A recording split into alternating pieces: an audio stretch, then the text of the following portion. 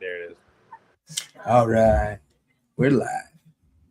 Welcome back to Rolling Recklessly, the Warhammer podcast where the games are fresh, the dice are still questionable though.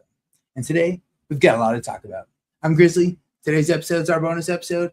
Basically, it's going to be our live reactions to the House Hobbies tournament team tournament that we played in just this last weekend. This was our very first team tournament ever. It's 3-man, defenders, attackers. Matchups actually matter before the game even starts. And so now that we've experienced it, right off the bat, we've got some stories. As a team, we kind of had a bit of everything. I ended up going 3-2, with the last game basically being a tie down to a finish, but it is what it is. Jesse, you went 1-4. That was fucking solid. Brendan went 1-4, stepping in for Team Reckless as our proxy. But one of the coolest things is that we all won our first game, and after that, things got interesting. So for me, day one, pretty solid. You know what I mean? It went pretty good. From here, we'll break the games down, how everything went, and like kind of what we've been building up to. Jesse, welcome back. Obviously, love having you here. What was your thoughts on going into the tournament? It was super kind of nervous. Like I was super nervous. Like when we first went in. It was weird. Pulling up and seeing all the people there, just ready, like much earlier than we were, and just had their armies ready to go. Yeah, you get kind of little pregame jitters, and you start wondering like, who's that first matchup going to be? It was so for me, there was like a couple things that like happened. So when we first got there, it was like I was very like nerve-wracking. Like I thought I was dumb, and I thought I could sleep in a little bit longer than I should have. And I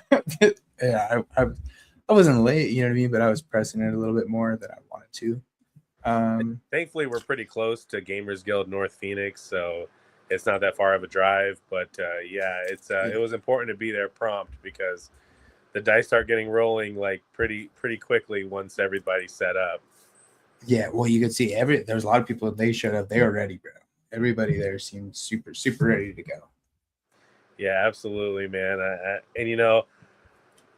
Even only getting one win, it was still exhilarating. Just pulling the one off. You know what I mean? Whenever you're playing at a competitive level, like you really have to sweat out those wins. I mean, you were able to capture 3 of them, and I know you had to sweat through all of them. Yeah, no, all of my games felt super sweaty. I was super excited.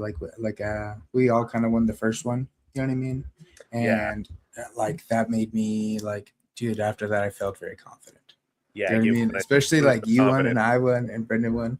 I don't want to dive too deep into the games first, but it was for me that made me feel like, all right, cool. Like we can be here. You know what I mean? We all won. All of us went up and dapped each other. Like it was too funny. I wasn't able to get a win the rest of the day, but like I had 2 really, really fun games after that. It makes the whole tournament really fun when like you get mostly fun games, competitive games, and maybe a couple you get like really destroyed in. But whenever you can have like just a couple memorable like interactions, and I really enjoyed my opponents, and yeah, it was fun. Like I don't regret participating, and it was a lot of fun. I can't wait to do it again. Yeah, no, same here. It was a blast. I really enjoyed it. I really can't wait to do it. So today we're going to kind of break it all down. We're going to talk about how the event went, how the teams format actually played, our games and some key moments, and what we learned from the whole experience. So this is what we've been building up for, this whole season, bro. This is what we've been doing from episode 1, from like, remember when we you first jumped into this, me, you, Zach, bro, Team Reckless, like we united, we got all the rings together, dude. Like we got it going, and like it was kind of set up for this was like a very solid, finale to like this kind of like little era for us. I think Scorched Earth will always hold a little special place in our heart just because it was our first ever tournament. But yeah, it's amazing to see that we're like regular competitors now. And it's pretty sick. Yeah, so it feels good because I mean, remember this started just you and I playing, man, and just really like fucking up the rules together. Yeah, that's 1,000%. I think you're right. It was just us, and that's kind of what it was. It was like we like kind of knew the rules like a little bit. Like the longer we play, it's one of those games you learn like dude, we don't know the fucking rules. Like, nobody knows the fucking rules. And then you finally meet a couple people who do actually know the rules, and you're like, oh, dude, this game is very, very hard. They were talking about it today in the Discord, you know, like things I'd never heard of, rules I'd never touched on, and I was just like, man, there's such a hunger for this hobby and for its rules and its nuances, and the deployment thing you were talking about. Did you see that, the deployment thing they were talking about? Yeah, I didn't know you could break down a regiment into individual auxiliary units. Exactly. I didn't like you can like deploy the regiment in this. You know what I mean? Yeah. And so I'm like, what is that? Pre-game shenanigans. See, we would never know until somebody did it to us, and we'd be like, oh man, and then we find it the hard way. Oh, for me especially, I'm 3-dropped. You know what I mean? So it's like one of those, like, you always have the advantage of like me being the defender or me being the attacker. You know what I mean? Yeah. You can always make me an attacker. You'll see my first drop, and you know you're still going to go first most of the time if you're 1 or 2 or 3. Yeah. Yeah, and then, you know, I found in the tournament most people were too. Like, people are still, you know, sticking by the 2-drop like optimal setups. So a lot of people were 1-drops. Yeah, agreed. There was a lot of people. That was let's get into it. Actually, the event itself. Sure. It was kind of like our first team playing that team format. We was 3-man teams, defenders, attacker matchup. So you're kind of like making decisions before the game kind of even starts. Which I like. I really like about it is it kind of adds like a whole other layer. You know what I mean? Of the of like what's going on. So it's like, not only are you playing this like super sweaty game with all these super sweaty people, like you have to like pre-game before that. It kind of reminded me of Pokemon, you know, where like we're gonna pick our 3. Like, boom, that's a great comparison. Yeah, like here's our 3 people that compose of our team, and we'll try to match. This guy's playing fire, you know, fire, stone, and water. Like, what do we need? Like, we need a leaf type, bro. we need electric type. It definitely felt that way, but I honestly feel like if we put the card game aside, no matter how we matched it up, everybody's lists were pretty optimal. Like, nobody was running really like a memey or dumb list. So, like, I think everybody's list, like, I would not have any problem switching with anybody else's stuff. Everyone looked pretty geared up and optimal, and those lists looked like they were thought about, bro. Yeah, well, it seemed like some people had ran on their list like quite a few times and done pretty well. You know, I will say I thought there was a couple like memey lists. I did see like it was stuff like what I liked was like I did see a lot of lists where it's not just the meta. You know, it's like, oh, you like this, so you're running these units. I like my stuff. Like, the way I built my list is, while it was like a little bit more optimized, like, dude, no one's running like Kurnoth. You know, not for Sylvaneth. Like, maybe a unit. I'm going heavy Kurnoth. I'm going Gossamids. I really enjoyed my list, especially now that I feel like I've worked with it and I've done a little like tweaks to it. I'm super excited. There's a unit now I gotta buy that I already have, but it's like, I'm gonna reinforce this. I think it could really pop some people. Oh no, the almighty more that Warhammer's trying to instill in us. I have one, but I need more. Yeah, I dig it. I love it. Exactly. It's hard because, you know, when we're playing these lists at these tournaments, and maybe we don't get the outcomes we want or the results we want, the first thing you're doing is like, oh, I'm going to tweak the list just a little bit. If I just switch this and this, it'll perform better. It's almost like building a race car. Well, that's why I didn't want to change my list too much. I felt like it did pretty decent. There was like things I was like, oh, you know, you didn't do enough for me. So I think I could swap it out. And I like that. For you, though, when we were playing, like, when we went in, like, did it kind of play out how you expected things to play out? Yeah, I mean, especially like there were certain lists I was trying to avoid, and I ended up not avoiding them at all.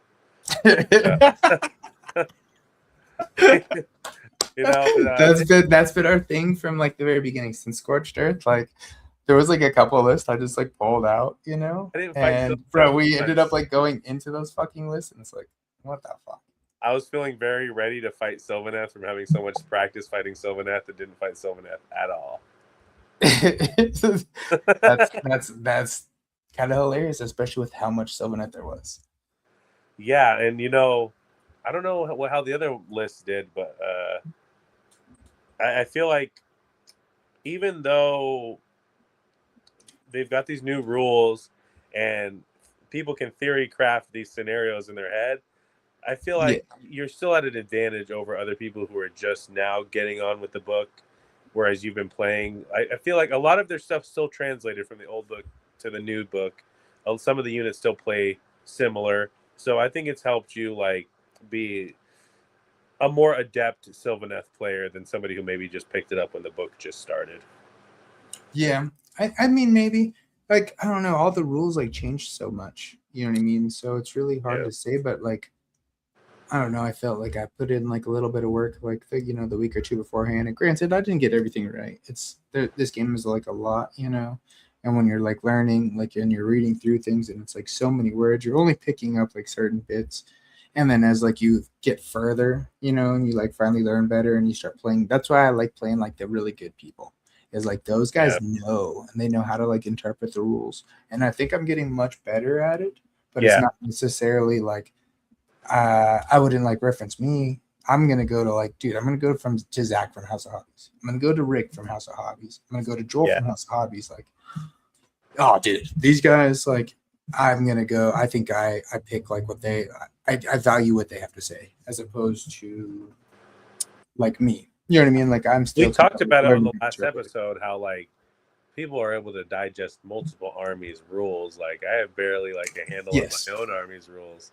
So like I find that like amazing when people can crunch more than one army's like, and then it's constantly evolving, being errata, being pointer changing, stuff like that. And then this new War Scrolls, there could be new War Scrolls with a new update, and it makes you wonder like what's going to happen with the soggy War Scrolls. But well, they're going away, bro. They're going away. You can see.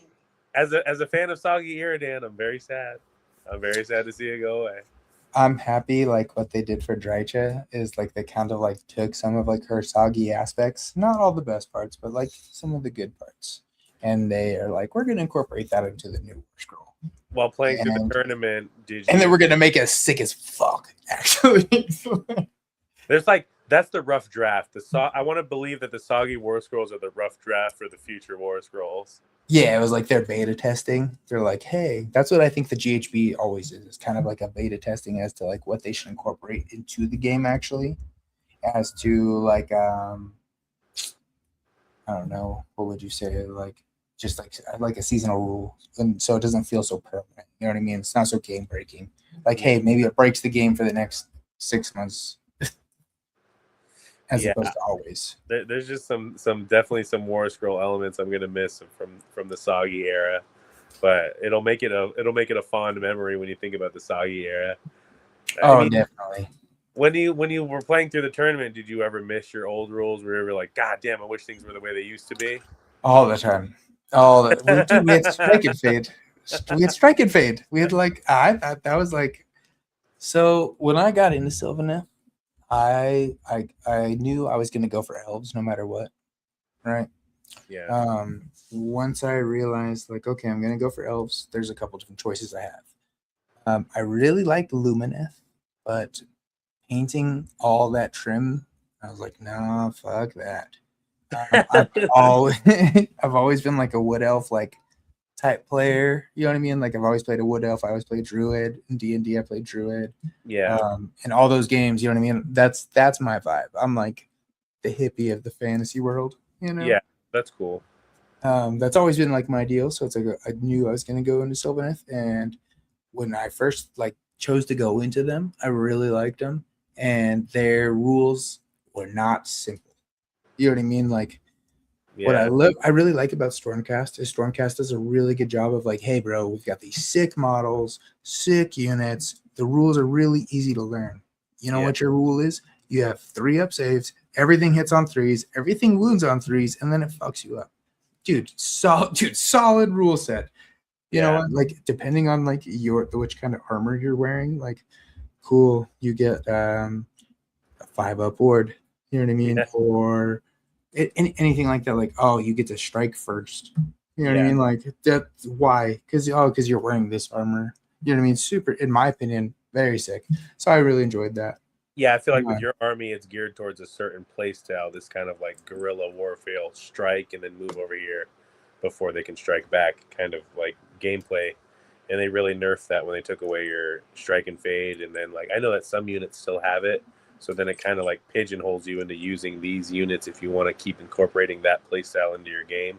But I think you've adapted well into like not relying on that. You're like, hey, I can do more than just strike and fade. I can show this army can do other things. It can set up a castle nicely. It can spread out and do board control nicely. I feel like your new list is really good, and you keep doing these little tweaks to it, and I agree with them. Like I never think they're a bad thing. Just keep the 3 dryads, bro. Those I feel like those ones are they're the unsung heroes of your army, bro.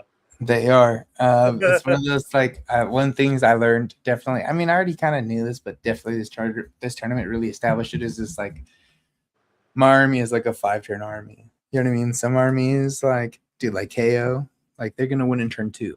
Your army, when you're dropping Garrison and bombing somebody with the prosecutors, like bro, you're gonna win turn 2. Yeah. For me, like you're slogging them all out, bro. Like if you're a fast army, like you could either do really good or do really bad. You know what I mean? If I can like outlast you, if I can outlast that first 1 or 2, like we just keep getting worse and worse to deal with. Well, as you were acquiring your 3 wins over the tournament, like what was the key thing in those wins? Was it the board control, or was it a certain unit overperforming well, or? That's a great question. I love that. I think there was a couple things I learned. I really kind of learned how to play the army in the tournament. One of the big things I learned, there's a couple key factors I think, in my opinion, was Drycha is I can just draw, like how you feel about prosecutors. That's my Drycha. Yeah. I can summon a tree 3 inches outside of you, 1 inch outside of other terrain, 3 inches away from objectives, and then just charge Drycha. You know what I mean? And if you don't understand, or say you're like castled up and you think you're like, oh, I'm going to keep these guys back here and they're going to be fine. Drycha's going to get you. She's going to get you, bro.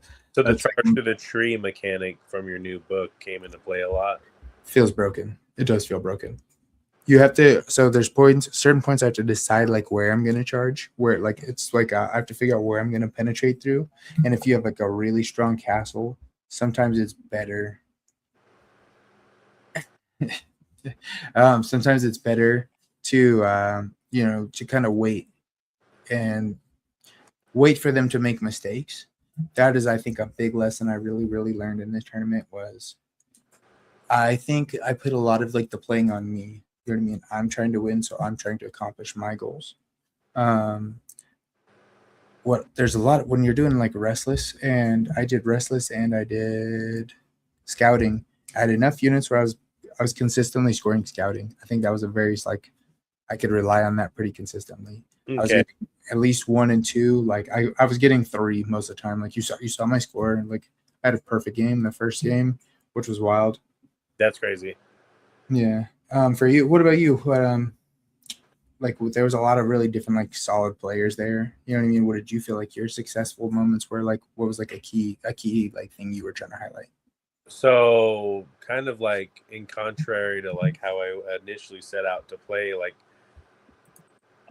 a lot of the lists I played, so I played a Vanguard list that was 1 drop. A lot of people were still running 2 drops, so I couldn't reliably go first. So I'm glad that we kind of changed up my list. I learned that, Vanguards are a big threat, long strikes, and that was pretty much the first target everyone went for. Like, they're like, yeah. They're like, I gave these fucking long strikes up out of here. Because, on the first volley, they killed 2 Vanguard. I remember you were telling me, you're like, once you pop like a model or 2, people are like, oh, fuck those guys. Yeah, I gotta get right away. Those guys go. Now, when deploying Vanguard long strikes, I found that, 18 inches is so far, and you can have a 5-inch move, and they can run and shoot.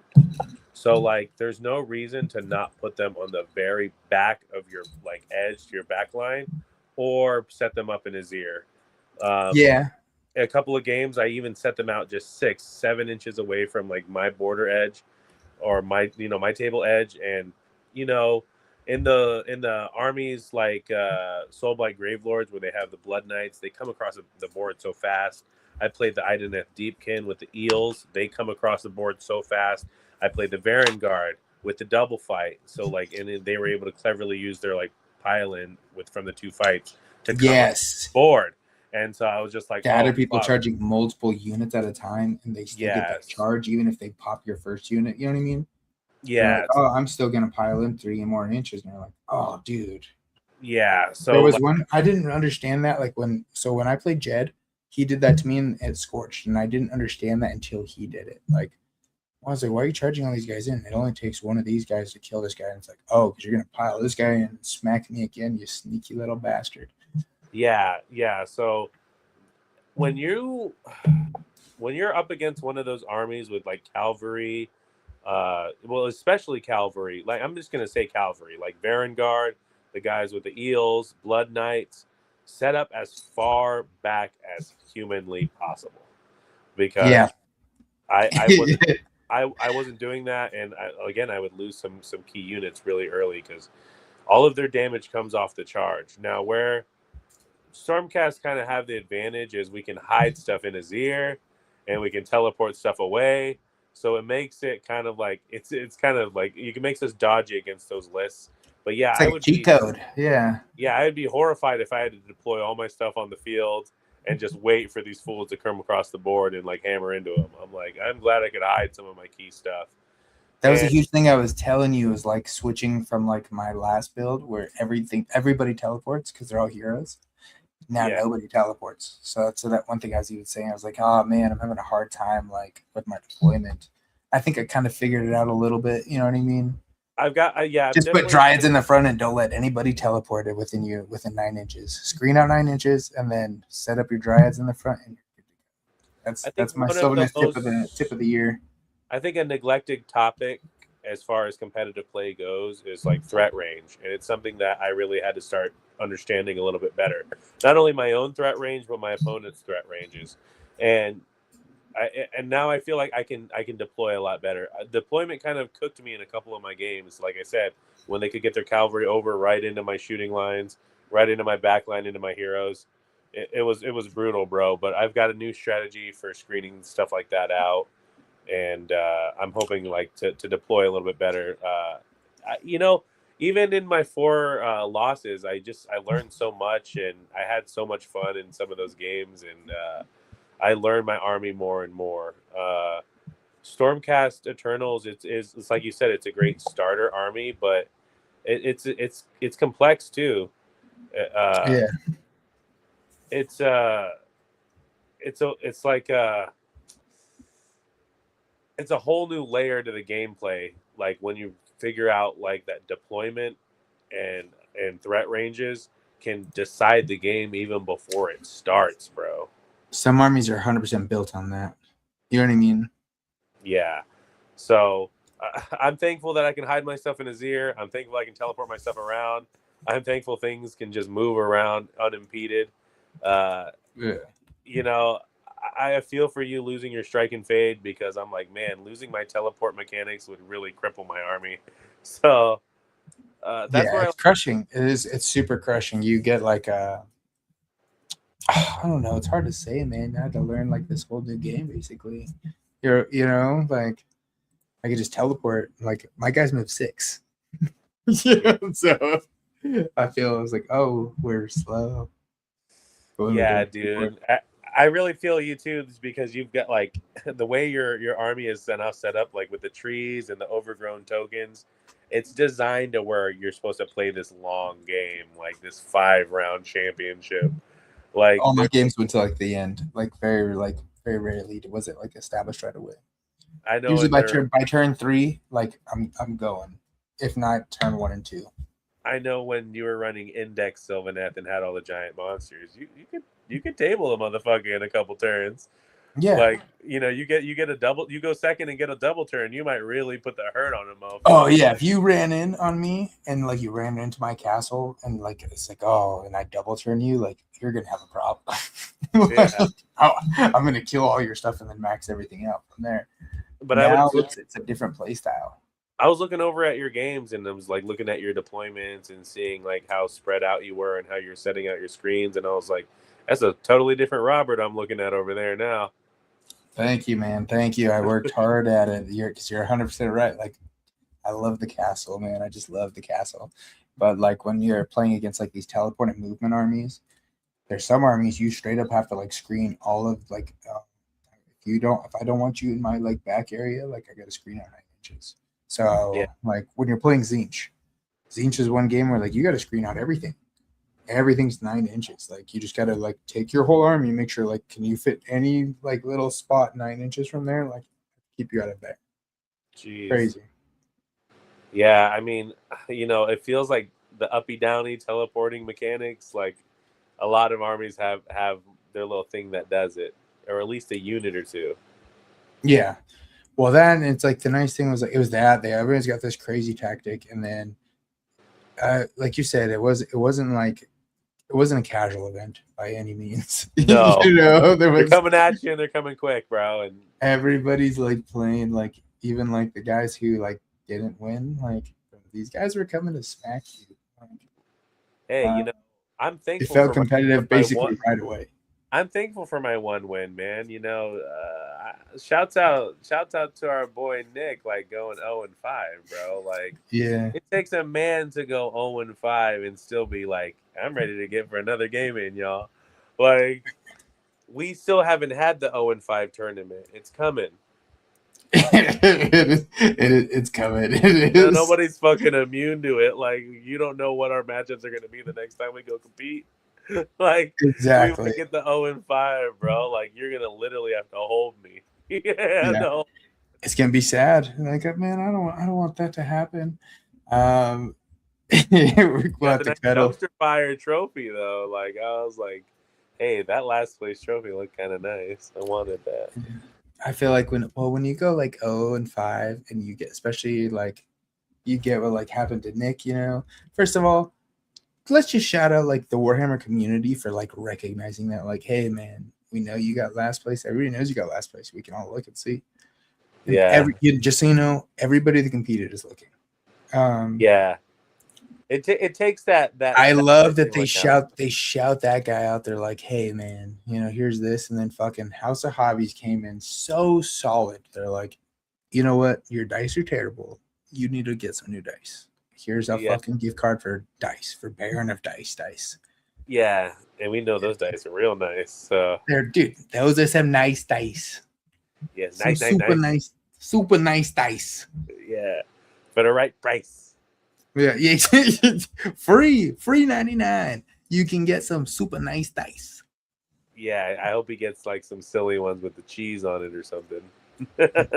No, bro, he's got to get Sylvaneth dice. He did have some sick Sylvaneth dice. He said he was going to play Sylvaneth till the next GHB. So I'm going to hold you to that, Nick. You got to play Sylvaneth, bro. We're playing Sylvaneth. Don't copy my list, though. I'm going to keep staying off the meta. If the meta changes around my shit, you need to fuck off. This is my shit. You guys keep playing Twist Wield. You guys keep playing Alariel. I am going to incorporate Warzone Remnant. So. Everyone's high on Twist Wields right now, and I get it. They've got an OP ability. But our Dryads, bro, we're loyal to the Dryads. See, that's my thing, and bro. I'm gonna be besmirked when they're like, you need to start running 3 units of Dryads. I'm going to be like, mofo, I said that at the start of the edition. You've been stated this whole time. You're like, dude, you have all these little guys. And I was like, yeah, I have 30 of them. You're like, why don't you use them? And I was like, I'm not ever going to play these. I beat you spamming a bunch of Liberators one time, and you were like, well, yeah, I can kill everything you have on the board, but like, there's more. And I was like, yeah. And you're like, there's more, and they're on a 3-up save. And I'm like, yeah, it's funny. That's back when Liberators were like 80 points, bro. It was unfair. It was broken. I felt like Liberators were super broken. And then I was like, dude, this is ridiculous. I thought Liberators came in packs of 10 because of how cheap they were, because you always reinforce them. Yeah. I, to this day, have a box of like 50 Liberators. I'm like, as soon as they make those spammable again. Yeah, like I'm waiting.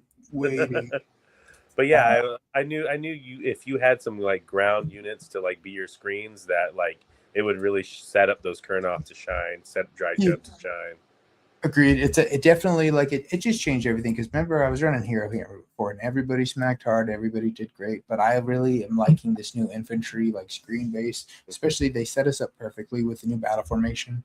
Whenever a Sylvaneth unit or Sylvaneth, even the trees count. If they die, you get +1 attacks in the next hero phase to a unit, which is That's really cool. cool. It's once per turn army. So you can only add one. But dude, super so sick. +1 attacks is nutty. That's Kurnoth having 4 swings, right? Yep. That's the scythes have 4 swings. The swords have 5 swings. There was one point I swung Kurnoth swords. It was 5 attacks per sword, full sword, so it was 31 attacks.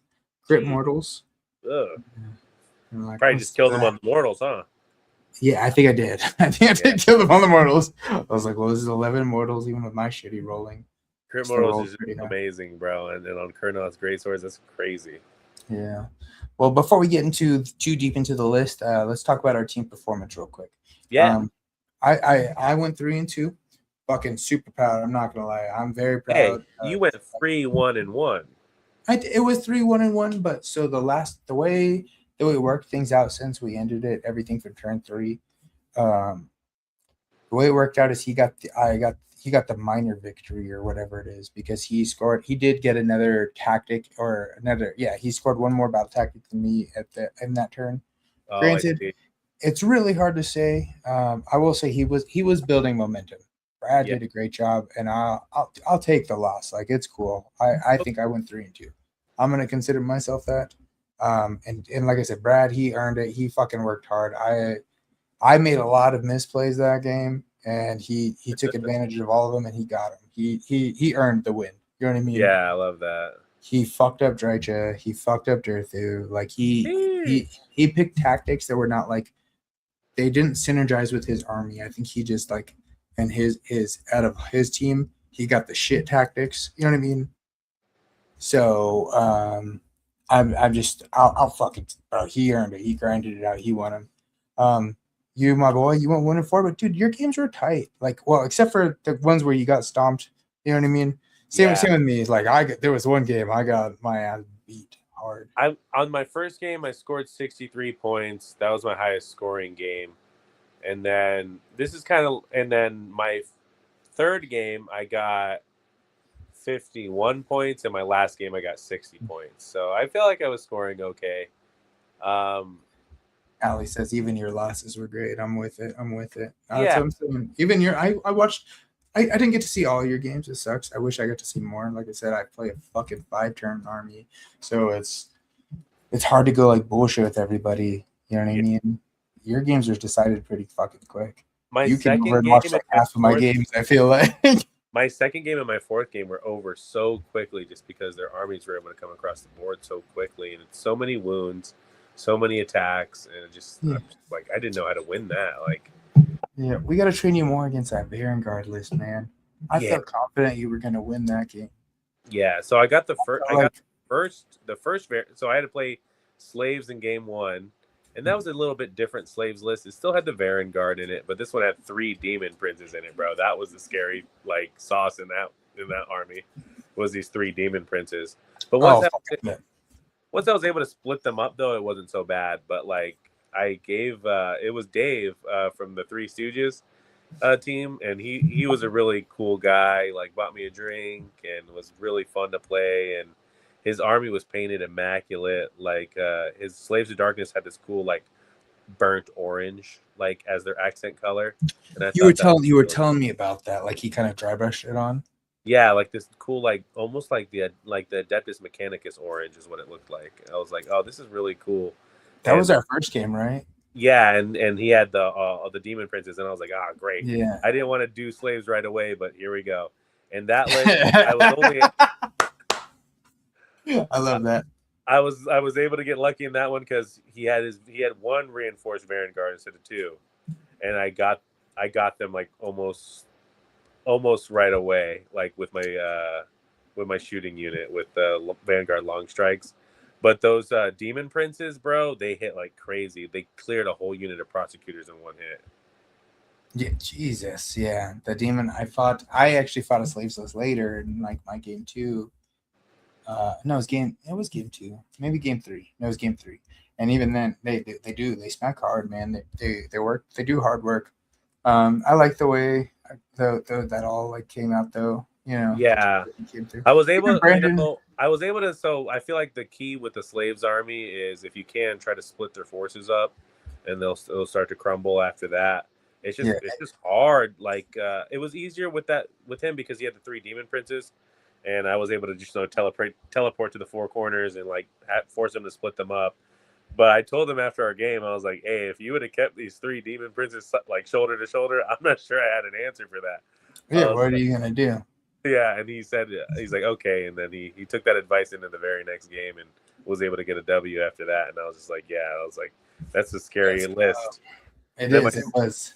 I'm surprised. The second game was that Ideneth list, bro, with the sharks and the fucking eels. Like, before we go into there, we also had Brandon. He went 1-4. Who did he fight? Because I fought the Stormcast. You fought slaves. What was Brandon's game 1?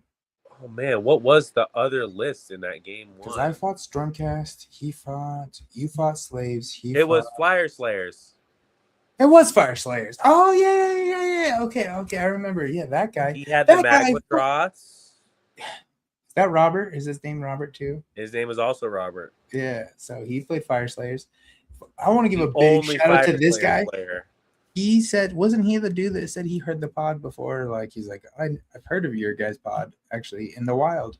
Yeah, he said he's listened to it before on Spotify. So yeah, shouts out to you, Robert, Three Stooges team over at the House of Hobbies Teams tournament.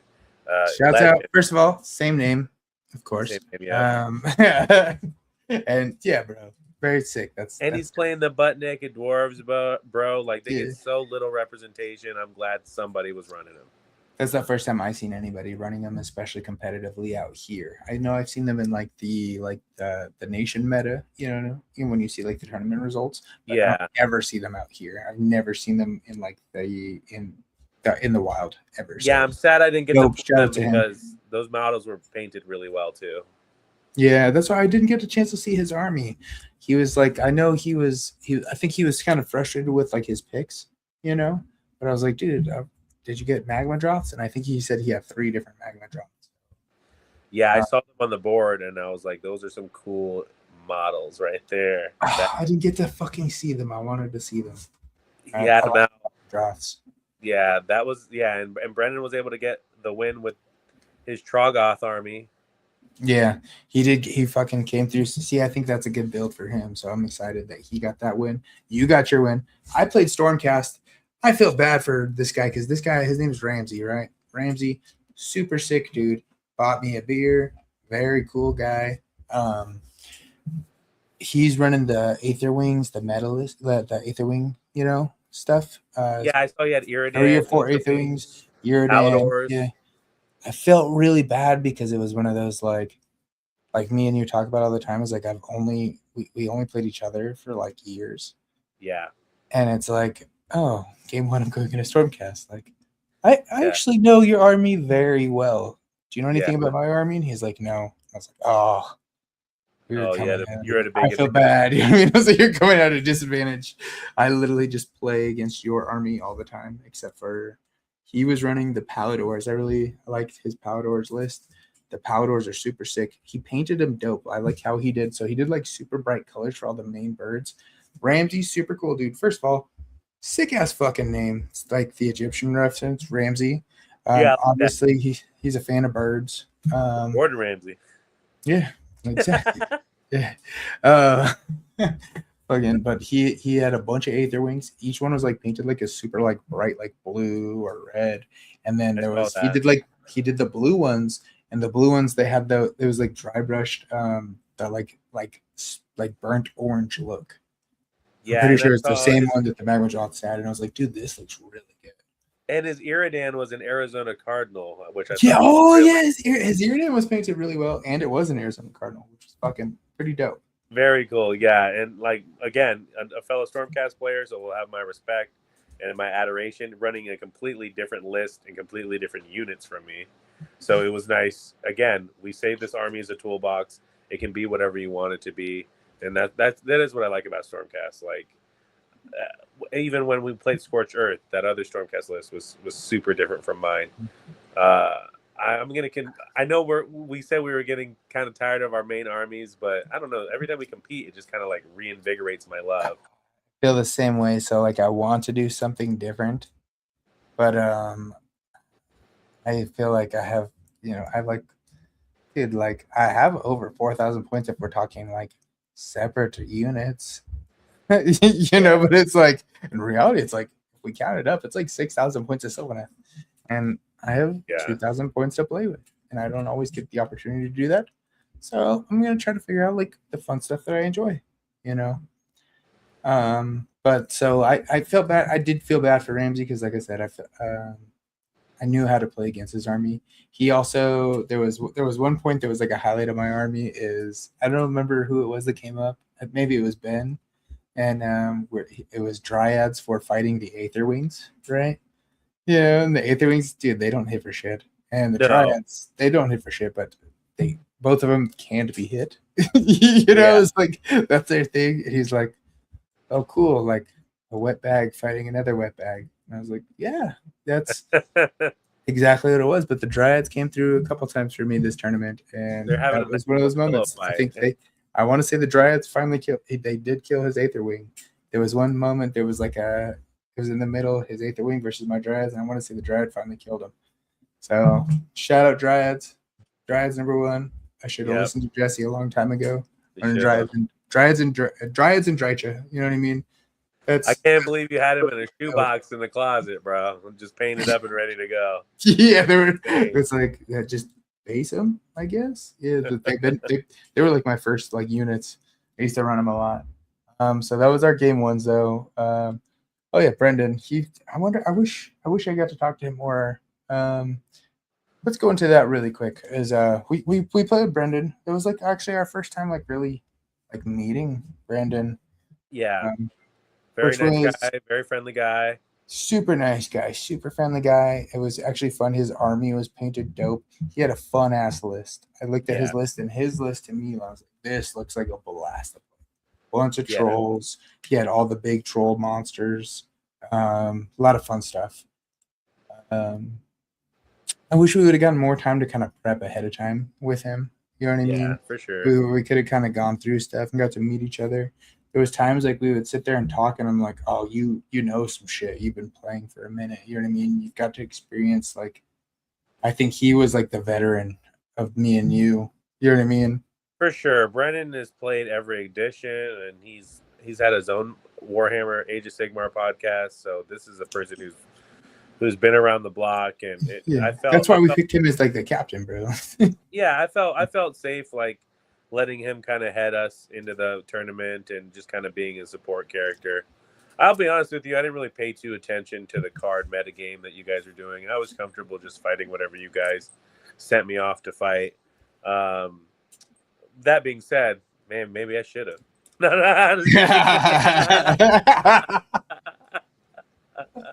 Yeah. You guys sent me to the slaughter a few times. No, just kidding. Hey man, I try to give you like good favorable matchups, but like you said, I think your army is actually really good against most people. Yeah. The fact you can put half your army in his ear just right from the beginning is just like my deployment only matters so much, and then you brought that storm portal with you, so it's like it matters even less. It sucks with the back and move. With a 5-game tournament, you start to like realize what you were doing wrong, like in that 4th and 5th game, and you're like, oh man, I wish I would have just been doing this the whole time. Agreed, 1,000%. Like it took me until like game 3 to really learn how to use my army. Yeah, I think one part of like the reason I got my game 1 win was because like I knew how to play against Stormcast. You know what I mean? For sure. That's why I got the win. That and I like understood a little bit of how to like get my tactics, and I just didn't think you had enough to cover it. Yeah, that kind of, I've been running Wrathful and Restless like the entire like edition, and that kind of like hamstrung me. I was trying to accomplish Master, and it can be tough with Master if they know that you're trying to get a hero and they just hide one in the back line, and you're like, ah. But those prosecutors are pretty reliable in just flying up and popping a hero. I'm not gonna lie. Yeah, 3d6 charge, man, especially with your rolls, feels like imposing. Yeah. You know. Yeah, there was even in like one of the games I was getting stomped, I was just rolling so well. I was staying in the game and still scoring. Like I still was able to score 35 points in a game where I was like basically tabled. Yeah, that makes sense. You're like, yep, I'm just gonna move around with these guys. Yeah, but it was still a lot of fun, and It was a blast. I think our game one was sick. It was cool because game at the one, end, yeah, it all of left us us got to on meet up at cloud the end. nine. Like, hey, how did you go? How did you go? I remember you guys put some stress on me and it was one of those, not like a stress to win. It was a stress of like, you're like, hey, I won, and I was like, fuck, Yeah, okay. And then Brendan came over. He's like, hey, I won, and then you're like, now you have to win. And I was like, God damn it! Yeah. Now that's, I was like, if any game I win, it needs to be this one. You know, like. I felt that. I was like, bro, it was so stressful. I'm not it feels gonna lie. good to win right away and Yeah. have that feeling of a win, because then if you don't get it again, at least you got it the one time. Even me and Brendan were talking about it, I was like, I don't care if I lose the rest of the games. Like I got the one, and now I can have fun. Now we can have fun. And now I can actually play the game and relax, as opposed to like kind of be sweaty and like meta, you know. Yeah, and you can never really tell like what's gonna do well and what isn't until you test pilot it. And I'm glad we got to test pilot our favorite armies again, bro, because there's some things I would change and there's some things that I know are definitely staying. You know what I mean? That's why I was real happy, because like there was a couple days like we only got to play like 1 or 2 turns. And that's, I'll be honest, like I'm appreciative now of those days, because I was like, cool, like, dude, those were, I know it's just 1 or 2 turns, but like I learned a lot in that shit. Like that was like it taught me a lot, to the point where like, cool, like I absorbed what I needed out of that, and now like in a competitive moment, I got to utilize that. So for sure. yeah. But at the end of round 1, all of us won. Super hype, super big deal. Let's talk our game 2s. Game 2, man. What did we play? Was that Alpaca Chino? No, it was Princess and Pals. No. I think that was game 3. Alpaca Chino, yeah. No, game 3 was Zach's team, I think, was Princess and Pals, because it was Bree, Ben, and Zach. No, they were Monsters Inc. Oh, you're right. The Monsters Trio. They were Monsters Inc. Yeah. Who was the princess then? The princess was Colton, who was IDK. Colton was the princess? Was the princess. And then was that what it was? Yeah. Okay. He had the princess hat. You did, huh? Okay. Yeah, okay. And then the pals were the guy playing Skaven, Henry, yeah, who you played, and then I'm having trouble remembering what that third list was. It was Skaven and Deepkin and Sylvaneth. And that's when he played Sylvaneth, right? Brendan had to play Sylvaneth. Yeah, and I believe that guy was pretty good. Yes. I didn't get to talk too much over, because by the time I finished, Brendan didn't seem like fuck. You know what I mean? You know what I mean? Like, he sounded frustrated. Colton, who I played, revealed to me that he had placed 23rd in Worlds, so he's pretty adept player. And me, I didn't know what the hell I was doing against that fish list again. I just played this list with Zach. It's like 3 reinforced eels and 4 sharks and a couple of heroes.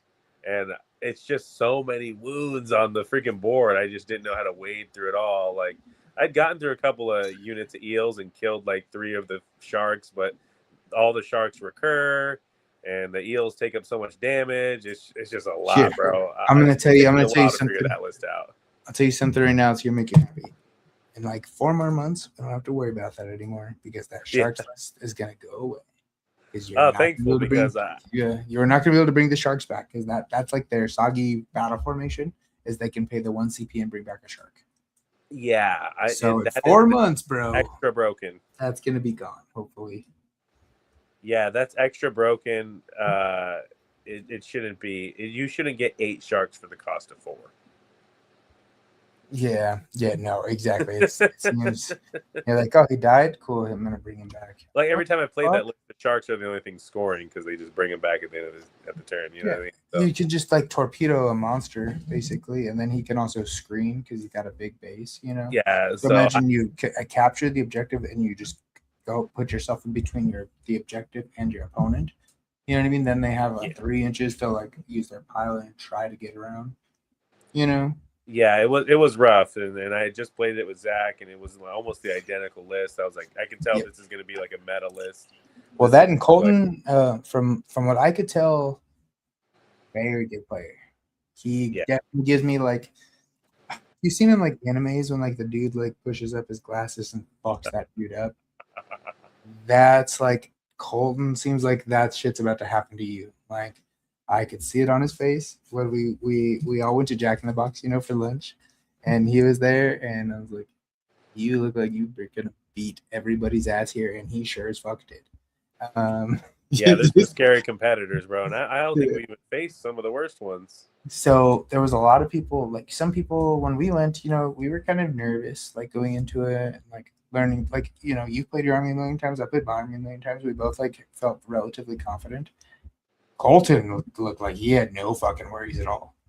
Colton looked like he was having a blast. You know what I mean? Yeah. To me, I was like, this is stressful. It's a powerful list, bro. I feel like there's certain lists, like I feel this way about that Ideneth list, the Soulblight Gravelord list with the 2 reinforced units of Blood Knights, the Varangard list with the 2 reinforced units of Varangard. I feel like those are like lists that you can just, anyone can play and feel confident. Because they're so powerful, bro. So powerful. I wish BCP would have worked so we could actually see like how like I remember the standings was like a little bit. I don't remember all of the standings. I wish we could have seen like how his games went, but I bet you he did good. I think he went best in order. He was the best order faction. Yeah, seemed like I believe it. Yeah. He looked really good. I wanted to play him. How did your guys' game go? He went and fucked you up or what? Yeah, like I think I only scored. That was one of my lowest scoring games. I think I only scored like 25 or 30 points, and I got lucky to even score that, and it was brutal, bro. I'll have to play that eel list a couple more times to see if I could formulate some kind of strategy to stop it.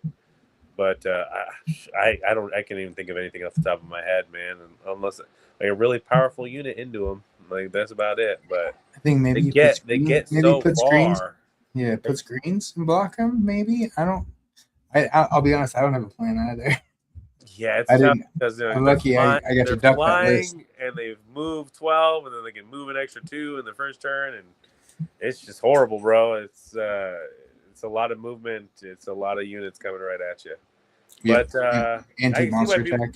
Yeah, but I see how people play it. Like it's super fun. Like it looks like you just have sharks that can come back for 1 CP. And then the eels are also like slept on. I think the eels are really good.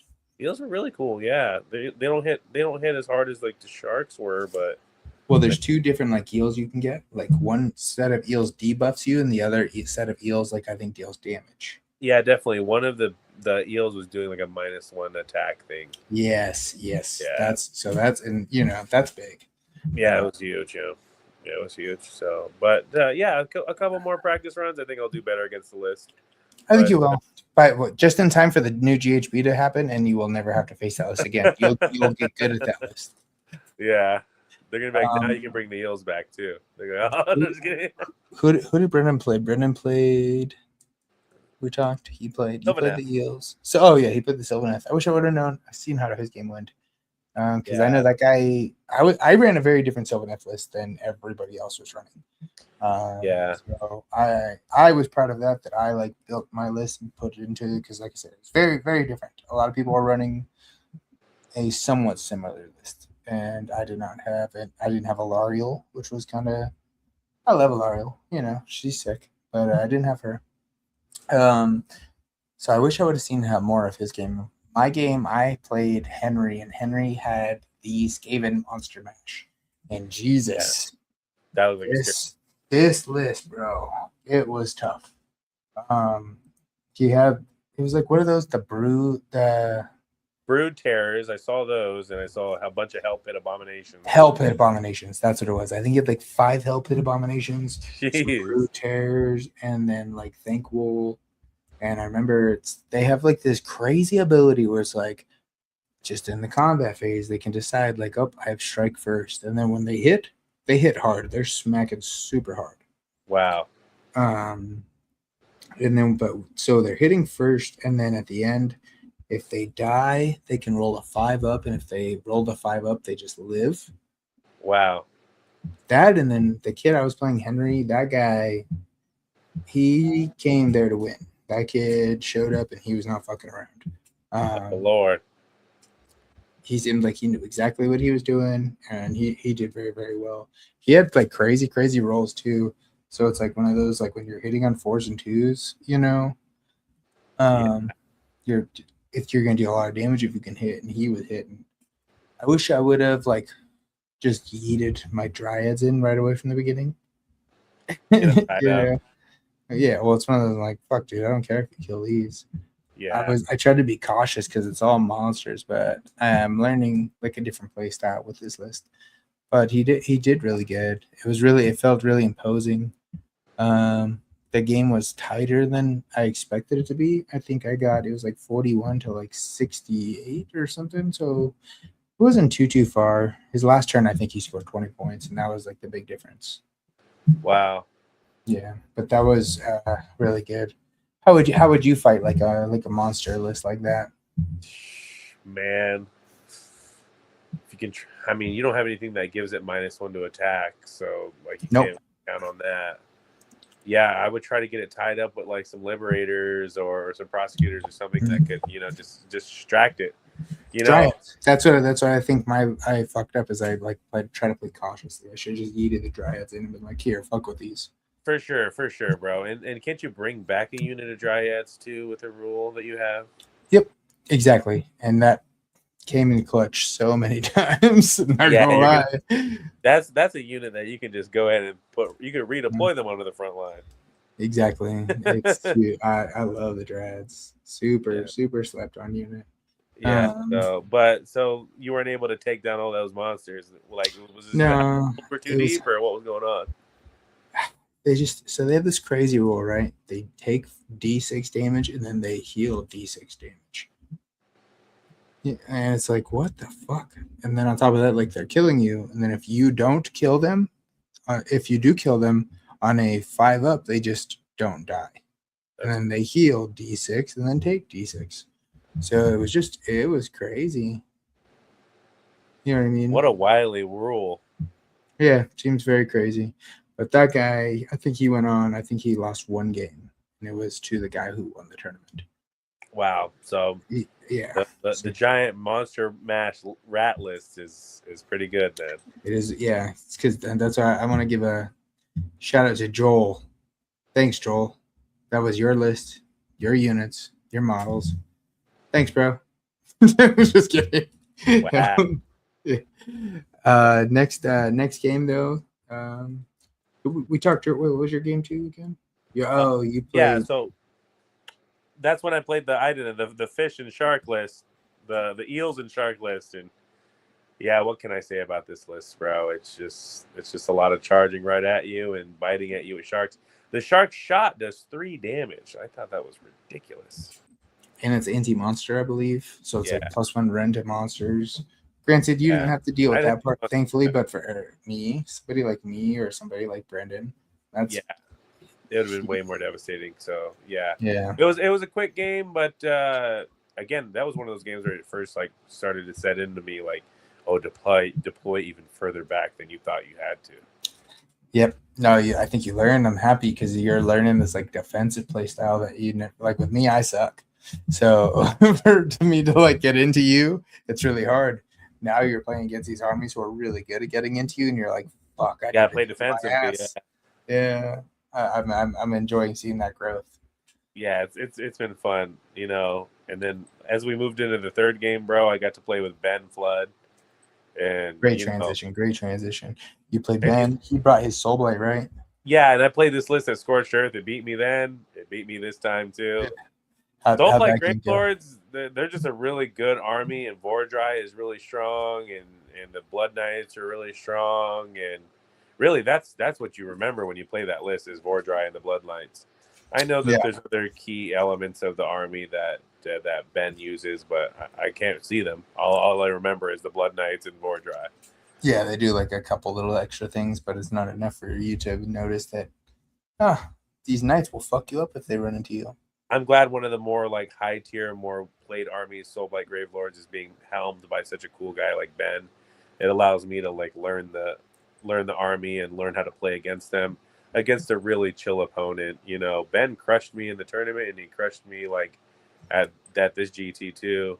But he's such a cool guy, and he made us our measuring tools for Reckless, and he's just a talented 3D printing design guy, and it's one of those like you don't mind losing to Ben because he's he's such a nice guy, you know. But that and it sucks because like he just played me casually, so he kind of knew the sauce and what I was bringing to the table. But you guys had played before. You played. He's played a couple variations now of your Stormcast, your competitive Stormcast list, so he knows. Yeah, he knows what you're coming with, bro. He played enough, and I knew what he was coming with the Blood Knights, and I was able to get them tied up early. Like he only got to really use one unit of them, but you know how Blood Knights are. Like if you get one that's kind of like going around the board, it's going to be collecting buffs, and it just at some point becomes just like a super unit, and I just didn't know what to do with it, bro. And yeah, but that was one of the games though where I still was able to score pretty well. Again, like it's the tactics, man. I'm so used to Restless and Wrathful and playing like to get those. It was hard to incorporate Master the pads into it, but again, I scored well in that game, and it was especially when the hero is Prince Vordry, you're like, fuck, that's what I gotta kill. Yeah, thankfully he had brought like one of those little dwarf heroes from the Regiment of Renown, and that fool was nice. Okay, he was Dreki. That was your hero. Yeah, Dreki was easy enough to pop. This guy brought the boat. He brought the frigate. No, he brought the one where it's like the guys with the sky hooks. Oh, okay, it's the Skyward. Okay. Yeah, he didn't bring the boat. He should have brought a boat. Yeah. The boat would have been sick. I don't like seeing the dwarves with the fucking vampires. That's the one thing now that I'm thinking about his list, that's the one thing that kind of just threw me off. I was like that's not thematic. That's not thematic at all. The Caradron working with Soulblight, like what the fuck? Just so you know, Ben, we're looking at you, just shaking our head like not thematic, bro. Like you trying to chase a meta like that, where you're just you're mixing lamb and tuna fish. Like, what are you doing, man? Yeah. It goes together like peanut butter and spaghetti. Oh, yeah. You're like yams and licorice, bro. Yeah, like a diabolical combo. I was like, Ben, what are you doing? You're better than this, bro. Just put a Feck dragon in this list like you should. Yeah, exactly. And it's like, I know you got it. You beat me with the Feck dragon before, so you better go get it. Yeah. Oh, if not, I know Zach's got one. I think so. He brought the dwarf unit because it had some kind of ability where it could turn off your wards if it like shot you or some shit like that. Oh yeah, the thunder strikes. Yeah, I think that's why, which is good because my whole army's rule is adding a 5-up ward. But definitely huge. Yeah, so I see why he brought it. But yeah, so shout out to Ben Flood. Thanks for all the 3D prints. Their team, that's who I thought was going to win the tournament. I know they're really good. I think. Yeah, and Zach has that Ideneth list, and then Ben has the Soulblight list, and then Bree had the slaves Varangard list, bro. I'm like, it was like Varangard mixed with like Be'lakor. It wasn't like the traditional. And that's who you played, right? You played that list. Yeah, that's actually who I played. I played Bree. She did really good. Her army was really sick. Their team captain Zach, I think she said, built that list. And she seemed very confident with it. Like when we went in, she was going in and fucking people up, and she was doing she did really good. Like I said, I think I learned from that last game of just like yeeting the dryads in. Yes, I think she spent majority of the game popping dryads, and I was like, "Oh, you can kill all of these." I'll be honest. It changed my whole play style. I'm like, you kill as many dryads as you want. As long as we're not on an objective, that's fine. Kill them. If I can tie you up for one turn with a set of Dryads, I think that's what really won me the game. That, and then now with my battle formation, when I lose a unit, I add +1 to attack. So it's like, cool, kill a unit of Dryads. So next turn I smack you with fucking +1 attacks with these swords, these Kurnoth swords. So Dryads are that unit for you now, baby. Yeah, I love Dryads. Gold star unit. Yep, definitely. That's like going to be like my MVP unit. But she had a really good list. I liked it a lot. She did the Bellicor thing. She did it to Durthu. Always. Everybody turned off Durthu for a whole turn. Yeah, everybody does that to Durthu. And I'm like, oh man, yeah. She turned off Durthu, and it's like I was lucky because she failed like half the 3-up thing, Yeah. So for anybody who doesn't know, Bellicor, when you're fighting him, once per battle, he can choose a unit, and then on a 3-up, it fails whatever ability it tries to do. Correct. So she missed a bunch of them. And there was one point I was like, oh, I could even charge with Durthu. And I was like, no, I'm not going to charge with Durthu because I don't want to like charge him in and not get to fight, especially against slaves. That's a terrifying list. I got the Arch Revenant in. The Arch Revenant is like another one of my unsung heroes. Between him and the Gossamids, there's this like cool synergy bit you can do. Mm-hmm. And he gave her -1 to save. In that game, we learned that you can't stack -1 to save, I guess. You can't stack any of the abilities. There's like a rule of only one time and you'll be affected by most abilities other than Rend. So you can't give somebody like -1 to hit and then also give them like -1 to hit as well. You can't give them like -2 to hit. They can get -1 to hit unless the ability gives them -2 to hit. You know what I mean? So say I do. It's not cumulative. It's just applying the debuff. Exactly. So that way, in case the other person counters that buff, you'll still get it. Yeah, for instance, like if you have 2 abilities that can put -1 on my Ruination unit, I might be able to ignore it the first time it happens. Yes. But the second time it would still stick. Exactly, but you wouldn't be -2 to hit. Right. Makes sense. So I learned that. And even then, it was nice. I think that was like really the only time that Arch Revenant ability was kind of cool because they have the heroic tree where it's like when they deal damage, they get -1 to save for the rest of the game. Right.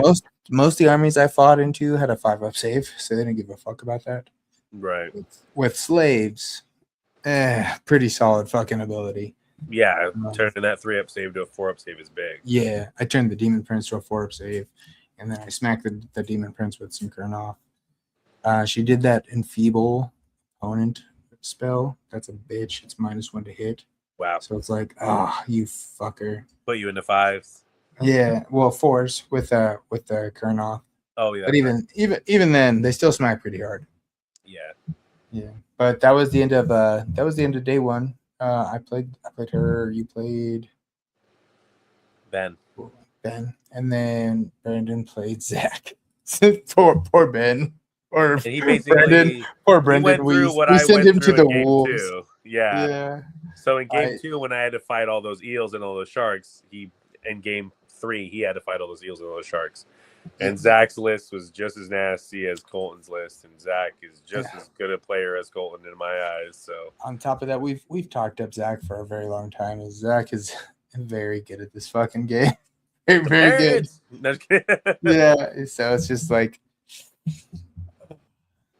that sucks, man. This game will reward you for time, and if people have put more time in than you have, then the likelihood is they're going to know more than you. Yeah.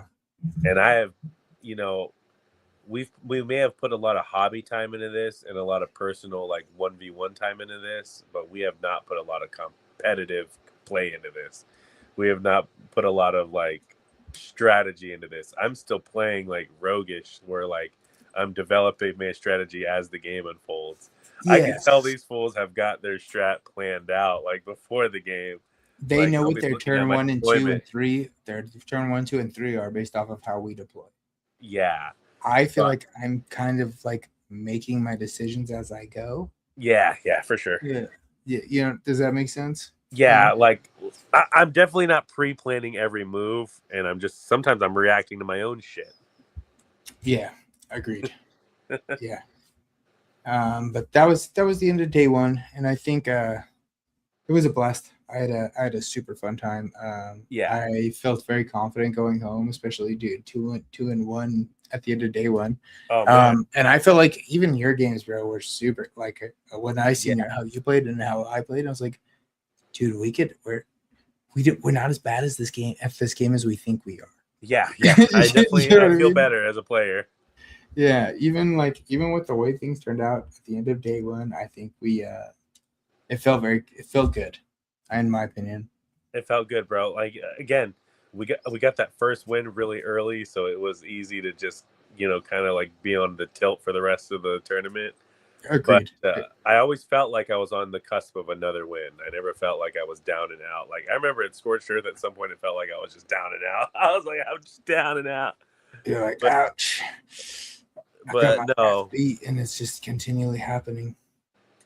And then like moving into that second day, the very first game of the day just deflated me again, bro. It was Slaves to Darkness, double Baron Guard, this time Chaos Chosen Reinforced, Demonic Lord, and I was just like, oh god. And then like some kind of Chaos Spawn. Well, day two felt like a whole other beast. I'm not gonna lie, man. At the end of day one, so we went home. I think you left a little before I did. I know Brendan left first because I think he got crushed by Zach right away, right? So yeah, he went got crushed in that game 3, and he had a long drive home. Yeah, so I know he went home a little early. I know he was kind of crushed by that. You guys played your game, I think, for a while. Yeah. And you ended up dying, but like my army is a 5-turn army. You know what I mean? Yeah, and so it is. I already knew it was going to go long, especially third game I was playing with Ben. It was our third game playing together, so we're familiar opponents now, and it feels more like a hang instead of like a competitive tournament. You kind of like the setting kind of fades away as you're like laughing and joking and bullshitting. Agreed. And so it was easy. Like that loss definitely felt a little more gentler than the other ones, where I'm just getting like crushed and like, and people almost have sympathy for me because of how bad things are going for me. Yeah, there. So at the end of day one, you could see you could visibly see in a lot of people how their day went. I did feel at lunch, so that was even after the first game. After lunch, you didn't like. I would go and approach people and like, oh, like how'd your games go? You had some people you could see, and you're like. And I can see how you're getting. Yeah, for sure. For sure. But hopefully you use that as like motivation, in my opinion. Winning. When I have a shitty game, like bro, I'm trying to play a game. You're like, I'm gonna be tight now. You're like my tactics will be impetuous. My technique will be flawless. Yeah, for sure, dude. You get that like competitive spirit. Thankfully, we haven't had to do the 0-5 run yet, bro. But thankfully, bro, that's how. See, I told you. I think we're decent. We're decent, bro. We can win at the game. We can win at the game, and I feel like we're developing at a rate that you should. You know what I mean? You've been in this a little bit longer than I have, and you had a whole nother edition over me.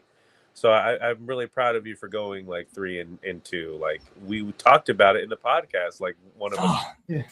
So I'm glad, Thank you, man.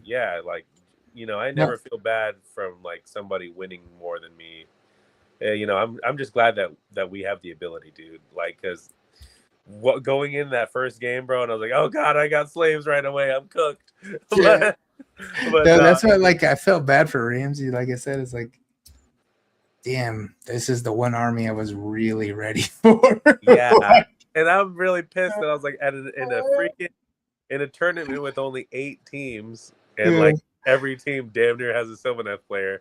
I never got to play Sylvaneth. I was like, oh man, the one army I'm really trained at fucking fighting. Yeah, that's what that was. I thought was funny because it's like there's only one other Sylvaneth player, and I got to play him game 1. And I was like, and then I asked him, I was like, do you know anything about my army? And he's like, no. I was like, Sucks, bro. I know a lot about you. Like, Yeah, I feel like I could straight up run your legs. and that's actually what happened to Brennan in game 3. Like Zach knows Gitz. That's exactly. Zach is a Gitz. Zach, that's his home army, right? You said so it's hard to like go into somebody with their home army. It'd be like if I picked up a Sylvaneth army and then tried to play you with them. You'd be like, I know every little thing your army does.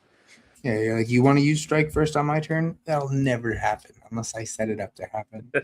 Like that's never gonna happen because I know how to do. I know how to prevent that. Same with like for you, you know what I mean? You're like, oh, you want to charge me with these fucking prosecutors? I know where they're coming from, so I'm gonna be way back here. So yeah, day 2, like when the very first game of the day was. Well, so now it's getting kind. Well, hold on. Before we get too deep into this, it's getting kind of late. What are you doing tomorrow? Nothing, man. We can pick it up again tomorrow. Let's do another bonus episode tomorrow. I think day 1 was a great way to like leave this episode. We got a good amount of time going. Let's tomorrow. Let's pick up. We can do day 2, another bonus episode for everybody listening. Yeah, I'll probably be checking in tomorrow from Collective Gaming's. Oh man, I forget the shop, but I'm going to pick up a Bone Tithe Nexus. Let's go. Anthony over at Collective Gaming. Get that new army going. You got stickers, right? You said. Yeah.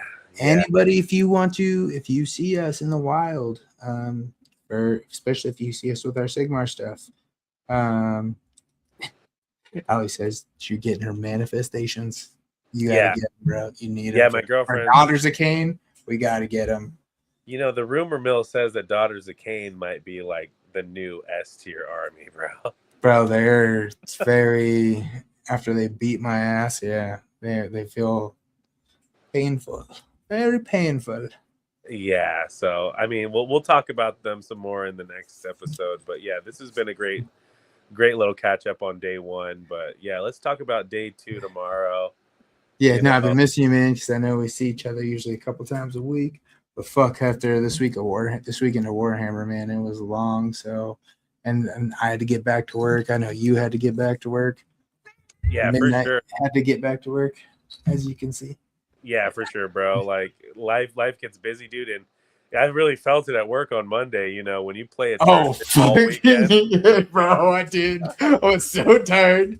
I felt like I was like when I go into work on Thursdays. You know what I mean? I feel like fuck, dude. One more day. I felt like I didn't have a break at all. It felt like work into more work.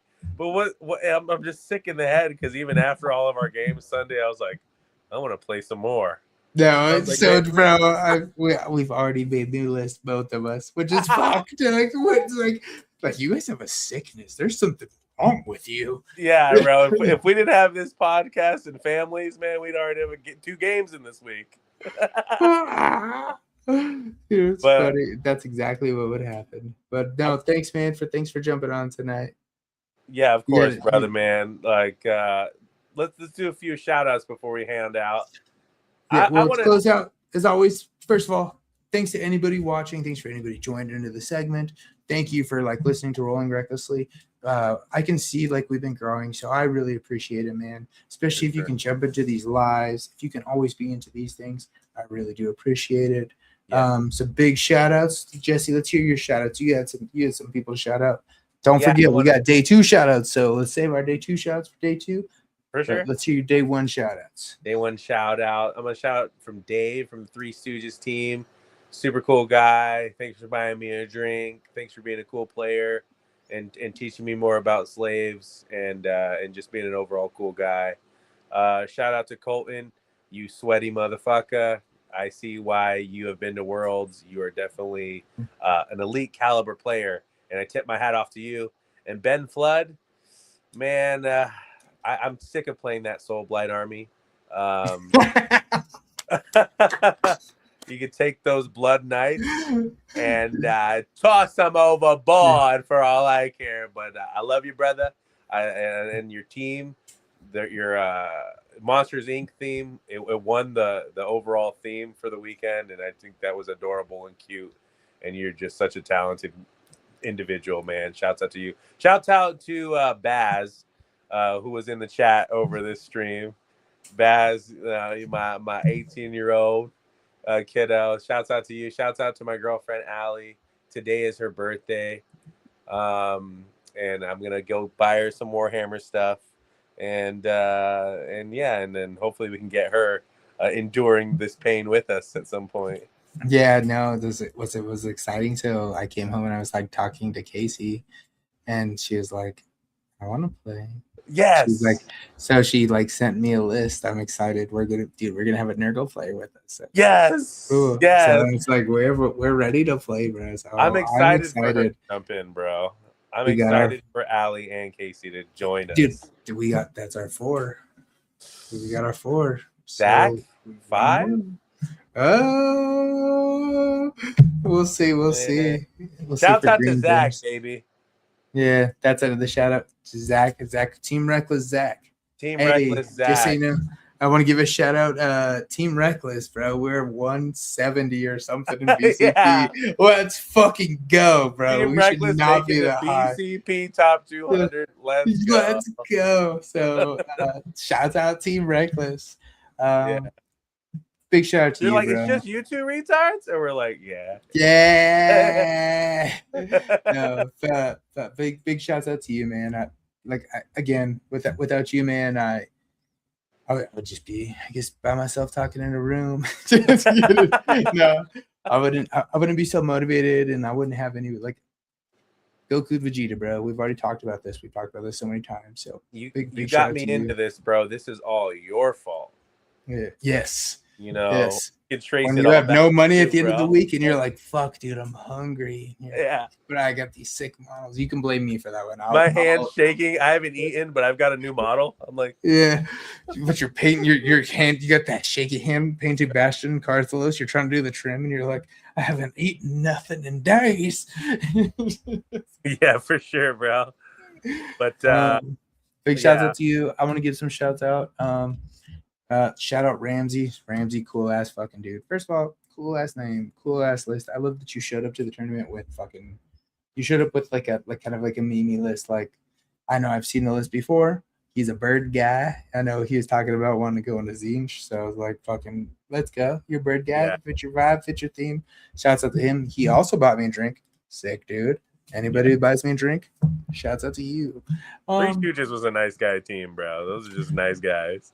They were. I actually had a lot of fun playing those guys. And talking to them, you can see they're actually like that Robert guy, dude, super knowledgeable, dude. He knows like what he's talking about. Yeah. I felt bad. Shouts out to him though. Shouts out to the Monsters trio. Man, those guys, Ben, Zach, Bree, you guys crushed it, man. Like I said, you guys were my picks from the beginning. I was like, I think these guys could win it. Yeah, just judging on lists alone, I was like, these guys got some strong lists. They can take it all the way. Exactly. No, and just like, there's like smart players behind him. That was my first time meeting Bree, but we played with Ben. I've never played against Zach. We got to get a game in Zach. So if you're listening to this, we got to get a game. This is my call out to you. But he's super smart dude, bro. We already know that. Very, very smart guy. Shouts out those guys. Big shouts out to House of Hobbies.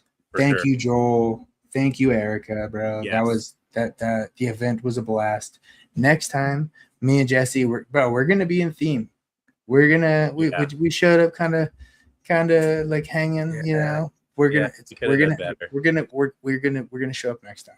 Our participation will be more thematic, bro. We could have been Sub-Zero and Scorpion. Like, there was so much we could have done, bro. No, Team Reckless gonna show up next time. I promise you. Team Reckless gonna show up next time. That's right. Bodysuits.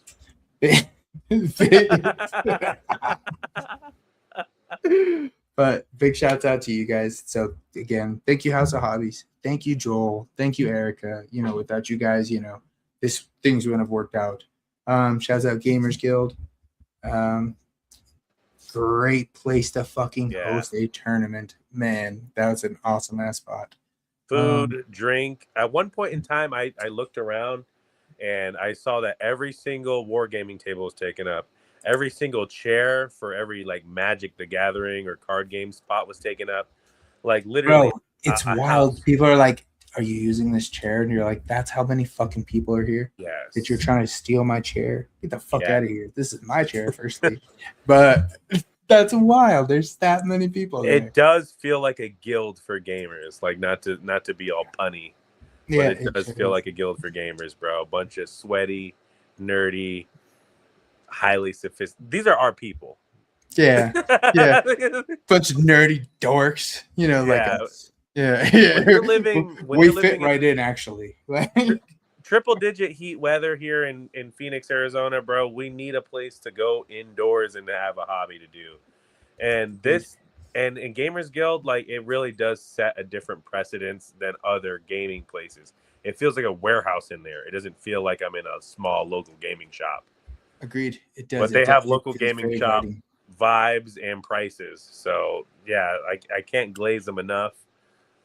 Shouts out to Gamers Guild. Yeah, agreed. 1,000% agreed. But other than that, man, if you guys want to follow us, feel free to follow us at YouTube, where you're watching us now, at Rolling Recklessly. You can follow us at the Instagram, Rolling_Recklessly podcast. And then if you look there, we have the links in the bio there, so you can follow us on, jump in our Discord. It's kind of bullshit with us. Also, jump in the House of Hobbies Discord if you're ever trying to get games, stuff like that. Mm-hmm. Again, if you come and see us, you see me and Jesse in the wild, bro. We have a Rolling Recklessly sticker just for you, so come and pick that up. Guy, if you see us, or if you pay attention to the show, or if you have a critique, we're all ears. You know, we're really approachable guys, and we're no better than any of you playing this game. That's for sure, bro. If you want to come spill your secret sauce, in fact, that is my call to action to everybody. If you got some secret sauce, you got some cool stuff to come tell us about, like especially Age of Sigmar, come tell us. We want to hear it. We're trying to get better. I know I got this like decent score now, and Jesse played the way he did. That's how I feel. That's where we're at. I think we're still we have way more to grow. So we're on the climb. You know, this thing is it's an exercise, and it's a couple stages, and we're still in stage 1, believe it or not. yeah, exactly. So until then, Jesse, man, you got anything else to close us out with? Nah, man, hit him with our saying. Let's hit it. May your crits be high, your paint never dry, and your rolls ever reckless. Hell yeah.